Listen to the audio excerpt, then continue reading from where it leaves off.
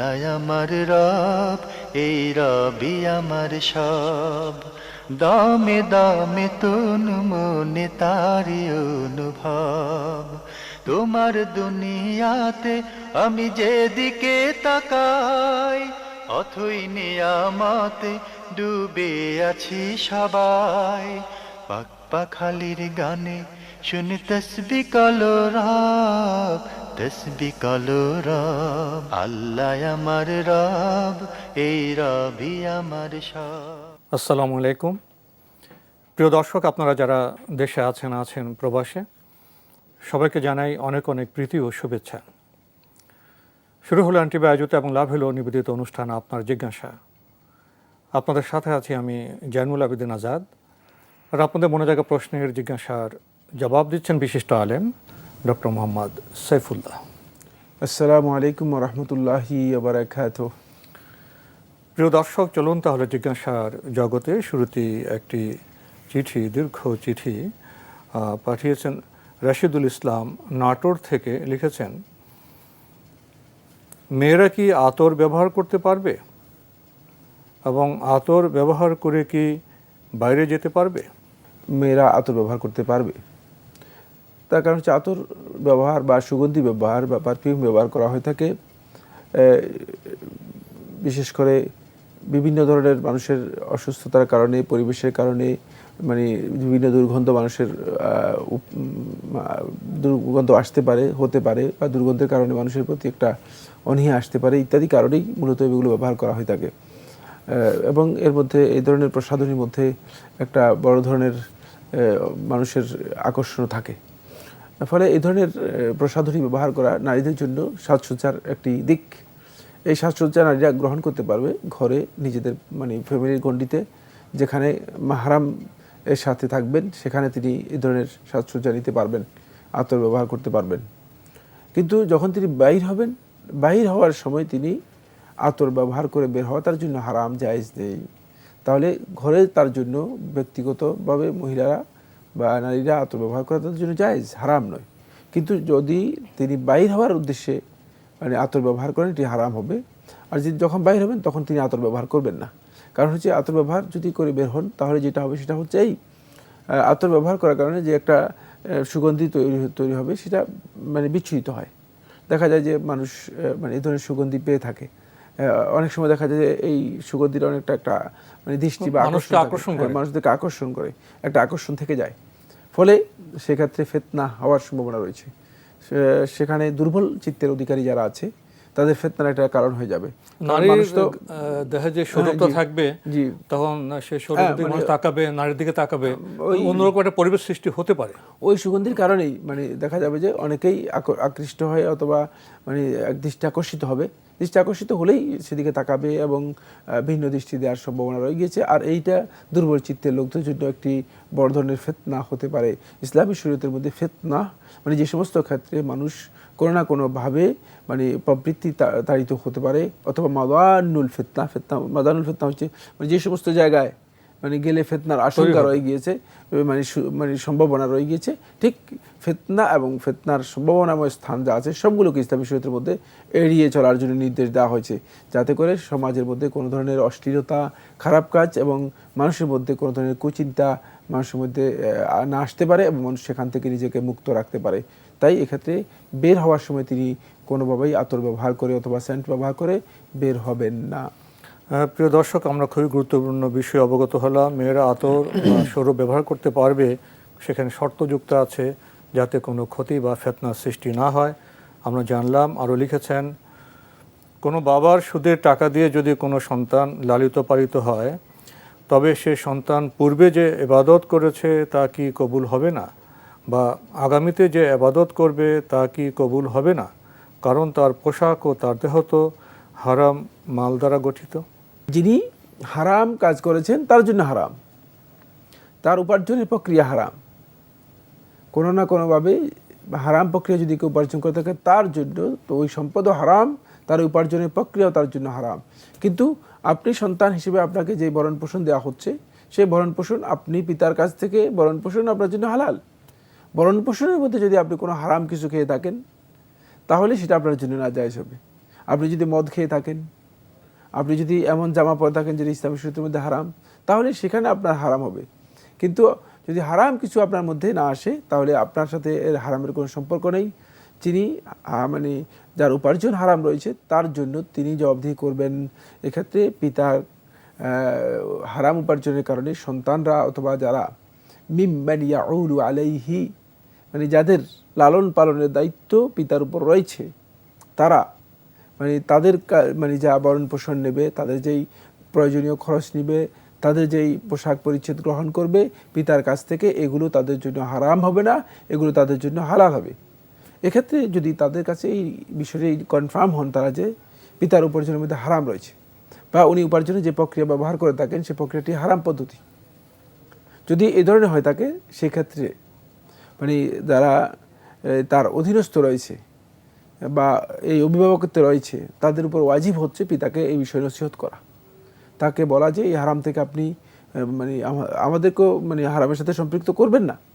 আমরা চাই না যে হারাম থেকে আমাদেরকে আপনি লালন পালন করুন, আমাদেরকে ভরণ পোষণ দিন, আর আপনিও নিজেকে হারামের সাথে সম্পৃক্ত করবেন না, এবং এই কিয়ামতের দিন এর জন্য আমরা কেউ জবাবদিহি করব না আপনার এই হারামের জন্য। কিয়ামতের দিন এর দায়িত্ব আপনি বহন করবেন। সুতরাং এই বিষয়গুলো যদি তাকে সতর্ক করা যায় এবং এই বিষয়ে তাকে নসিহত করা যায়, এটি উত্তম। এক্ষেত্রে সন্তানরা অথবা যারা সংশ্লিষ্ট রয়েছেন তারা তাকে ওসিয়ত করবেন, উপদেশ দিবেন, কিন্তু তাদের মানে খাবার, তাদের ভরণ পোষণ এগুলো হারাম হবে না, কারণ এগুলো ভিন্ন বিষয়। যেহেতু কোনো না কোনো ভাবেই এটা আসতেছে যে প্রক্রিয়া, সেই প্রক্রিয়াটি সম্পূর্ণরূপে হালাল, তিনি তার উপর ওয়াজিব টাকা খরচ করতে হবে, সন্তানদের অথবা স্ত্রীর ভরণ পোষণ তাকে দিতে হবে, এটি তার উপর ওয়াজিব, বাধ্যতামূলক। আমরা খুবই গুরুত্বপূর্ণ বিষয়ে অবগত হলাম। প্রিয় দর্শক, আপনি আরও লিখেছেন, সার্জারির মাধ্যমে মাথায় চুল লাগানো হলে সেটা কি জায়েজ হবে? আমার জানা নেই সার্জারির মাধ্যমে মাথার চুল লাগানোর বিষয়টি কি আদৌ মানে এই ধরনের প্র্যাকটিস হচ্ছে কিনা। হচ্ছে, চিকিৎসার পদ্ধতি আছে। যাই হোক, যদি মানে চিকিৎসার এই ধরনের কোনো পদ্ধতি থাকে আর সেটা যদি স্বাভাবিক নিয়মের মানে বাহিরে হয়ে থাকে, তাহলে এটা নাজায়েজ কিছুই নয়। এটা যে রাহাতাজ মিলিয়ার মধ্যে যদি মানে সৌন্দর্য বর্ধনের জন্য কোনো ধরনের সার্জারি, যেটি মানুষের স্বাভাবিক অবস্থা যেটা রয়েছে এই স্বাভাবিক অবস্থার চেয়ে মানে কোনো কারণে বিকৃত হয়ে গিয়েছে, কোনো কারণে অসুস্থতার কারণে সমস্যা হয়ে গিয়েছে, সেটাকে আবার স্বাভাবিক অবস্থা আনার জন্য যদি কোনো না কোনোভাবে মানে সার্জারি করা হয়ে থাকে, আর এই সার্জারিটা যদি কসমো সার্জারি অথবা প্লাস্টিক সার্জারি এই ধরনের কিছু হয়, এটি প্রয়োজনের তাগিদে জায়েজ রয়েছে, এটি না জায়েজ নয়। তবে এর মাধ্যমে বিকৃতির বিষয়টি ইসলামী শরীয়তের মধ্যে গর্হিত। যে কারণে পরচুলাকে নিষেধ করা হয়েছে সেটা হচ্ছে যেহেতু এখানে একটা বিকৃতির মানে বিষয় রয়ে গিয়েছে, মানে এটা স্বাভাবিক অবস্থায় ফিরে আসতেছে এমন, এটা তো চিকিৎসা, আর এটা তো স্বাভাবিক অবস্থায় ফিরে আসতেছে। সুতরাং পরচুলার মাসআলাটি সম্পূর্ণ ভিন্ন। এই জন্য যেহেতু পরচুলাকে নিষেধ করা হয়েছে, এই জন্য রাসূলুল্লাহ নিষেধ করেছেন, লা'আনা রাসূলুল্লাহ সাল্লাল্লাহু আলাইহি ওয়াসাল্লাম ওয়াসিলা ওয়াল মুস্তাওসিলা। এটা নিষেধ করেছেন কেন? এই জন্য নিষেধ করেছেন যেহেতু এর মধ্যে আসলে একটা মানে অতিরিক্ত রয়েছে, প্রতারণার ভাব রয়েছে, আবার এটা মূলত বিকৃতির একটা ভাব রয়ে গেছে, বিকৃতির মিনিং এখানে রয়ে গেছে। কিন্তু যদি সার্জারির মাধ্যমে এই ধরনের কোনো কিছু মানে স্টাবলিশড হয়, এটি নাজায়েজ হবে না, ইসলামী শরীয়তের মধ্যে হারাম হবে না। আমরা জানলাম। প্রিয় দর্শক আরও লিখেছেন, কোনো মানুষ যদি অন্য কারো গীবত করে তাহলে কি গীবতকারী সব আমল যার গীবত করছে তার কাছে চলে যাবে, এবং যার নামে গীবত করা হচ্ছে তার সব পাপ গীবতকারীর কাছে চলে যাবে? না, এই ধরনের বক্তব্য সঠিক নয়, এগুলো বিভ্রান্তিকর বক্তব্য। গীবতকারী সমস্ত আমল মানে নেক আমল যার গীবত করেছে তার কাছে চলে যাবে, আর যার গীবত করা হয়েছে তার সমস্ত বদ আমল গীবতকারীর মধ্যে চলে আসবে। এটা কি কারণে? মানে আল্লাহ সুবহানাহু ওয়া তাআলা কি জুলমের মাধ্যমে আল্লাহ তাআলা বিচার ভাচারা করবেন? নাউযুবিল্লাহ মিন যালিক। গীবত একটা অপরাধ, হারাম কাজ। যিনি গীবত করেছেন, গীবত করার কারণে তিনি গুনাহগার হবেন, হারামের সাথে সম্পৃক্ত হওয়ার কারণে তার গুনাহ হবে। কিন্তু মানে গীবতকারীর সমস্ত আমল এই ব্যক্তিকে মানে বদ আমল যা মানে সব নেক আমল যেগুলো আছে সেগুলো যার গীবত করা হয়েছে তাকে দিয়ে দেওয়া হবে, প্রশ্নই আসে না। কেন দিয়ে দিবেন? আল্লাহ সুবহানাহু ওয়া তাআলা এই ধরনের কোনো ওয়ালা তাজিরু ওয়াজিরাতুন ওয়িজরা উখরা, মানে এক ব্যক্তির অপরাধ আরেক ব্যক্তির উপর চাপিয়ে দেওয়া হবে না, এক ব্যক্তির নেক আমল আরেক ব্যক্তিকে জোর করে দিয়ে দেওয়া হবে না। ইসলামী শরীয়তের মধ্যে এর কোনো বিধান নেই। এগুলো একেবারেই মানে কমন আমাদের সমাজের মধ্যে দেখা যায় যে এই ধরনের ভুল মানে বক্তব্য, এবং বারবার দেখা যায় যে এই ধরনের প্রশ্ন আমাদের কাছে আসে। যে সমস্ত বন্ধুগণ এগুলো বলে থাকেন, এটা কি সামান্যতম বিবেচনা করেন না? এটা কোন আদলে হতে পারে? আল্লাহ রাব্বুল আলামিনের ইনসাফ বিচারের মধ্যে, আল্লাহ রাব্বুল আলামিনের ফয়সালার মধ্যে ইনসাফের বাইরে, ন্যায়নিষ্ঠার বাইরে কোনো ধরনের কি নেই, বিচার নেই। সেখানে এটা কোন ধরনের যে একজনের সমস্ত নেক আমল আরেকজনকে দিয়ে দিবে, আবার তার সমস্ত গুনাহ এই ব্যক্তির উপর নিয়ে আসবে, এটা অপরাধ, অন্যায় হবে। এই অন্যায় আপনি ক্ষমা পেতে পারেন আল্লাহ রাব্বুল আলামিনের কাছে। ক্ষমা চাই, যদি তার কাছে ক্ষমা চান, তিনি ক্ষমা করে দেন, তাহলে আপনি এই অপরাধের ক্ষমা পেয়ে যাবেন। কিন্তু এই অপরাধটুকু আপনি যদি ক্ষমা না নেন, এবং সেটা যদি এমন অপরাধ হয় যে কিয়ামত আল্লাহ রাব্বুল আলামিন ক্ষমা না করে থাকেন, তাহলে কিয়ামতের দিন নেক আমল দিয়ে হয়তো এটাকে আপনাকে কি করতে হবে, এই পূরণ করতে হবে। তখন এই মাসালা আসবে নেক আমল দিয়ে, কারণ তখন তো আপনাকে অবশ্যই প্রতিদান দিতে হবে। আপনাকে অবশ্যই ক্ষমা না পেলে নেক আমল দিয়ে প্রতিদান দিতে হবে, অবশ্যই প্রতিদান দিতে হবে। সেই সেই কিয়ামতের দিন হয়তো সেখানে আপনি বাধ্য হয়ে যাবেন, যেখানে কোনো ধরনের টাকা পয়সা, কোনো ধরনের রিয়াল, ডলার এগুলো থাকবে না। সেখানে আপনাকে আমল দিয়েই আপনাকে এর প্রতিদান দিতে হবে, এটাকে পরিশোধ করে দিতে হবে।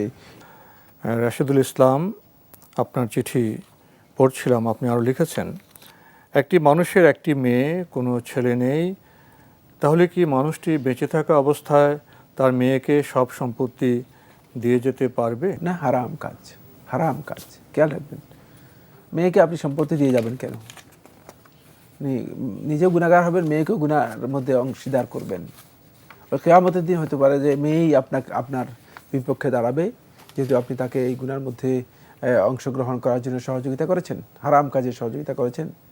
ওয়ালা তাআওয়ানু আলাল ইসমি ওয়াল উদওয়ান, পাপের কাজে, অন্যায়ের কাজে, সীমা লঙ্ঘনের কাজে তাকে আপনি ইনভলভ করেছেন। সুতরাং এই ধরনের ইনভলভ করবেন না, এটা কোনোভাবে জায়েজ নেই।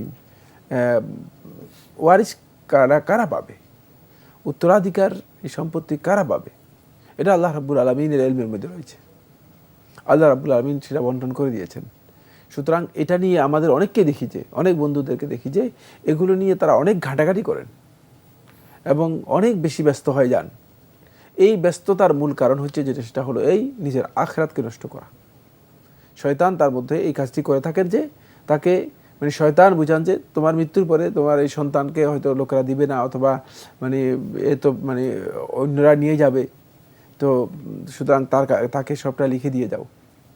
সমস্ত সম্পদ লিখে দিয়ে গেলেও যদি আল্লাহ রাব্বুল আলামিন তাকে এই সম্পদের ভোগাধিকার, এই সম্পদ থেকে উপকৃত হওয়ার সেই সুযোগ তৌফিক না দেয়, দুনিয়ার কোনো মানুষ তাকে এই সম্পদের মাধ্যমে উপকৃত করতে পারবে না। এই সম্পদ তার সামান্যতম কোনো কল্যাণে আসবে না, এই সম্পদ তার দুনিয়াতে কোনো ধরনের ফায়দা দিবে না, যদি আল্লাহ রাব্বুল আলামিন তার জন্য সেটা নির্ধারিত না রাখেন। তাই এই কাজগুলো যারা করছেন, তারা সত্যিকার অর্থে আল্লাহ রাব্বুল আলামিনের তাকদীরের ব্যাপারে, আল্লাহ রাব্বুল আলামিনের নির্ধারণের ব্যাপারে, আল্লাহ তাআলার যে বন্টন রয়েছে, বন্টনের ব্যাপারে তাদের বড় ধরনের দ্বিমত রয়েছে, বড় ধরনের ভিন্ন মন মানসিকতা রয়েছে, যেটা মোটেও জায়েজ নেই। সতর্ক থাকুন, এগুলো করবেন না। বরং আল্লাহ তাআলার বন্টন যেটা রয়েছে, এটা সবচেয়ে আ'দালুল কিসমাত, এটা হচ্ছে আল্লাহ তাআলার বন্টন হচ্ছে সবচেয়ে ন্যায়নিষ্ঠ বন্টন। এটার উপর নিজেকে শক্তিশালী রাখুন, মজবুত থাকুন। আমরা জানলাম, প্রিয় দর্শক, আমাদের হাতে একটি ইমেল পাঠিয়েছেন আনোয়ার শেখ, লিখেছেন, কবিরা গুনাহ কি? ধন্যবাদ এই ভাইকে। কবিরা গুনাহ কি, এটা অনেক বড় প্রশ্ন। এই প্রশ্নের সংক্ষিপ্ত উত্তর হচ্ছে, যে সমস্ত অপরাধ বা অন্যায়, গুনাহ বা অবাধ্যতা করার মাধ্যমে আল্লাহ সুবহানাহু ওয়া তাআলা তার কিতাবের মধ্যে শাস্তি, অথবা এই অপরাধের জন্য আল্লাহ রাব্বুল আলামিন বড় ধরনের কোনো সতর্ক বাণী বা সতর্ক বক্তব্য দিয়েছেন, এই সব কাজগুলোকে, অপরাধগুলোকে কবিরা গুনাহ বলা হয় থাকে। এই সংজ্ঞাটুকু আপেক্ষিক এবং আনুপাতিক, একটি চেয়ে আরেকটি বড়, সবগুলো সমান স্টেজের নয়। সবচেয়ে বড় কবিরা গুনাহগুলোকে রাসূলুল্লাহ সাল্লাল্লাহু আলাইহি ওয়াসাল্লাম 60টি কথা উল্লেখ করেছেন। আবার এই 60টির মধ্যেও আল্লাহ নবী সাল্লাল্লাহু আলাইহি ওয়াসাল্লাম আরও 3টিকে বলেছেন, আলা উখবিরুকুম বিআকবারিল কাবাইর, তোমাদেরকে কি সবচেয়ে বড় কবিরা গুনাহগুলো খবর দিব না? সেখানে রাসূলুল্লাহ সাল্লাল্লাহু আলাইহি ওয়াসাল্লাম 3টির কথা উল্লেখ করেছেন। বোঝা গেল যে কবিরা গুনাহগুলোর মধ্যে বিভিন্ন ধরনের তারতম্য রয়েছে, এবং একটি চেয়ে আরেকটি অনেক বেশি গ্রেট, অনেক বেশি বড়।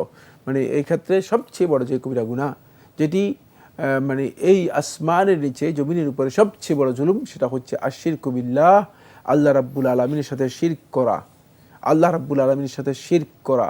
আর এই শিরকে যিনি লিপ্ত হবেন তার এই অপরাধটুকু এত ভয়ঙ্কর যে আল্লাহ সুবহানাহু ওয়া তাআলা মানে তওবা ছাড়া, সত্যিকার তওবা ছাড়া, একেবারে নির্ভেজাল তওবা ছাড়া আল্লাহ রাব্বুল আলামিন এই ধরনের গুনাহকে ক্ষমা করবেন না।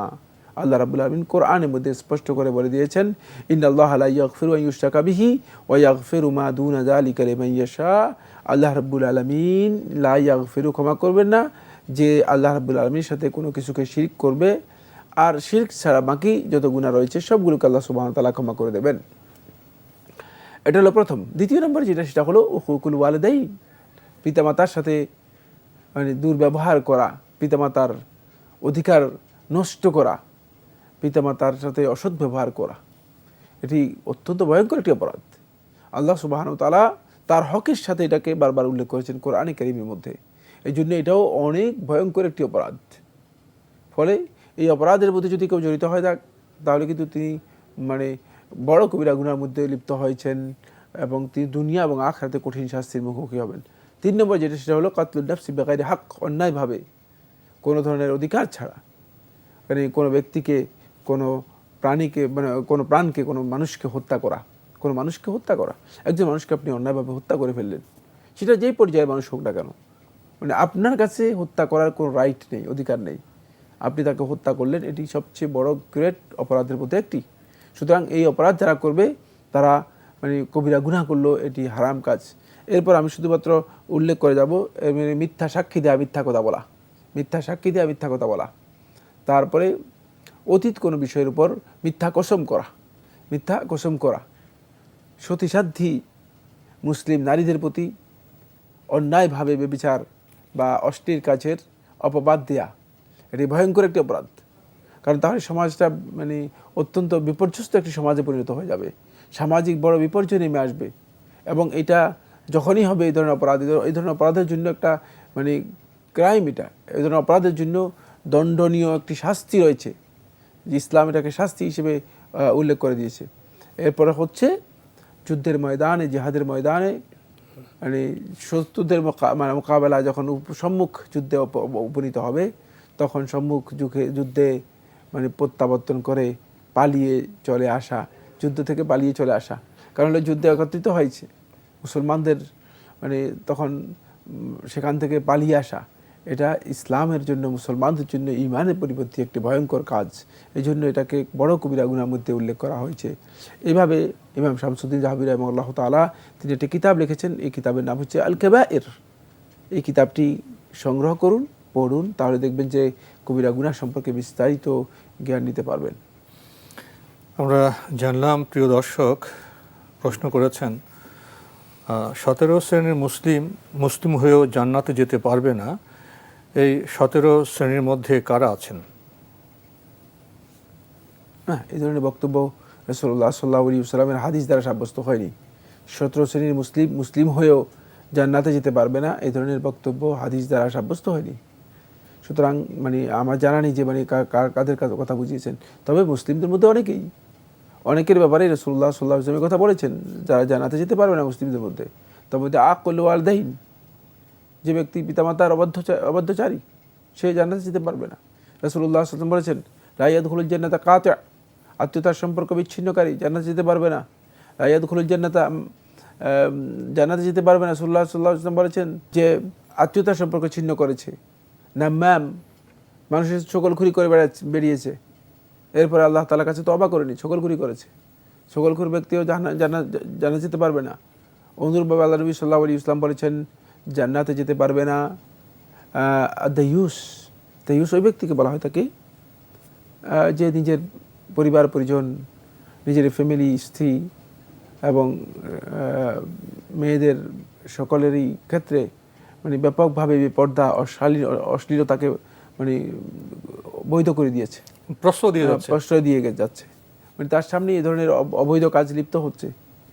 মানে তিনি মনে করতেছেন যে মানে এগুলো করুক। যেমন আমাদের সমাজের মধ্যে অনেক লোক আছে এমন, মানে দুর্ভাগ্যের বিষয় হচ্ছে এখানে যে তা দেখা যায় যে বলে যে এই বয়সে এগুলো করে বাচ্চারা। আপনি মানে এই যে প্রশ্রয় দেওয়া, এটা অত্যন্ত ভয়ঙ্কর বিষয়। মানে যে অভিভাবক অবৈধ অশ্লীল কাজে পরিবারের সদস্যদের প্রশ্রয় পরিবারের দিবেন, সদস্যদের প্রশ্রয় দিচ্ছেন, অশ্লীল কাজে সহযোগিতা করতেছেন, আর তিনি মনে করতেছেন যে তিনি বুজুর্গ হয়ে যাচ্ছেন, অশ্লীলতার সহযোগিতা করে। না, এই বুজুর্গ ব্যক্তি জান্নাতে যেতে পারবে না, এই বুজুর্গের কোনো সুযোগ ইসলামের মধ্যে নেই। ইসলামের ভয়ঙ্কর মানে খেয়াল রাখতে হবে যে ইসলাম অপরাধকে প্রশ্রয় দিয়ে এরপরে নিজে বুজুর্গ হওয়ার যে স্টাইল তৈরি করেছেন, এগুলো কোনো ইসলামী স্টাইল না, ইসলামী পদ্ধতি না। তো আপনি যে কথা বলেছেন 17 শ্রেণীর লোক না, আমরা যাদের কথা বলেছি এই ধরনের অনেকের ব্যাপারে রাসূলুল্লাহ সাল্লাল্লাহু আলাইহি ওয়াসাল্লাম বলেছেন, যাদের কথা আল্লাহ নবী সাল্লাল্লাহু আলাইহি ওয়াসাল্লাম বলেছেন জান্নাতে যেতে পারবে না। এই জান্নাতে যেতে পারবে না মিনিংটা কি, এটা একটু বলা দরকার। মানে কারণ এই সমস্ত লোকগুলো শেষে মানে প্রশ্ন করেন তো অনেক জিনিসই বুঝেন না। জান্নাতে যেতে পারবে না অর্থ হচ্ছে তারা মানে প্রাথমিকভাবে একেবারেই অপরাধ শাস্তি ছাড়া তারা জান্নাতে যেতে পারবে না। যদি এই লোকগুলো সত্যিকার ইমানের উপর মৃত্যু হয়, কুফরের উপর মৃত্যু না হয়, শিরকের উপর মৃত্যু না হয় থাকে, ইমানের উপর মৃত্যু হয় থাকে, তাহলে এই অপরাধের কারণে প্রাথমিক পর্যায়ে তারা জান্নাতে যেতে পারবে না। হয়তো অপরাধের পর আল্লাহ সুবহানাহু ওয়া তাআলা যদি অনুগ্রহ করেন, শাস্তির পরে শাস্তি লাভ করার পর, শাস্তি ভোগ করার পর আল্লাহ রাব্বুল আলামিন যদি মেহেরবানি করেন হয়তো তাদেরকে জান্নাতে দিতে পারেন। জান্নাতে যাবে না মানে চিরস্থায়ী আর জান্নাতে যাবেই না, এই বক্তব্যও সঠিক নয়। এই বিষয়গুলো বুঝতে হবে। তো আজকে আমাদের এখানে শেষ করতে হচ্ছে। আপনাকে অনেক ধন্যবাদ। আপনাকে অশেষ ধন্যবাদ। প্রিয় দর্শক, আমরা দেখছিলাম এনটিভি আয়োজিত এবং লাভ হলো নিবেদিত অনুষ্ঠান আপনার জিজ্ঞাসা। আমাদের এই অনুষ্ঠান আপনারা এনটিভি অনলাইনেও দেখতে পারবেন, ভিজিট করুন www.ntvbd.com। এছাড়া ইউটিউবে এবং আমাদের ভেরিফাইড ফেসবুক পেজে অনুষ্ঠান দেখতে পারবেন। আসলে ইসলাম বিষয়ে কথা বলা, প্রশ্ন করা, এখানে আসলে অনেক সচেতনতার প্রয়োজন হয়। বিশেষ করে মিডিয়ায় যদি প্রশ্ন ঠিক না হয়, জবাব যদি সঠিকভাবে আমরা দিতে না পারি, তাহলে ভুল বোঝাবুঝির সৃষ্টি হতে পারে। এজন্য প্রশ্নের কারণে অনেক সময় অনেক সহজ বিষয় কঠিন হয়ে যায় এবং অনেক করে অনেকভাবে তার জবাব দিতে হয়। আসলে আমার প্রশ্ন করার দিক থেকে আরও সচেতন হই। চিঠি লিখুন, প্রশ্ন পাঠান আমাদের ঠিকানায়। পরিচালক আপনার জিজ্ঞাসা, এনটিভি, বিএসসি ভবন, 7ম তলা, 102 কাজী নজরুল ইসলাম এভিনিউ, কারওয়ান বাজার, ঢাকা 1215। আপনারা ইমেলও করতে পারেন। আমাদের ইমেল অ্যাড্রেস আপনার জিজ্ঞাসা @ntvbd.com। প্রিয় দর্শক, মহান আল্লাহ আমাদের সবাইকে নিরাপদে রাখুন, রাখুন শান্তিতে। আসসালামু আলাইকুম। আল্লাহ আমার রব, এই রবি আমার সব, দামে দামে তুন মনে তারি অনুভব। আল্লাহ আমার রব, এই রবি আমার সব।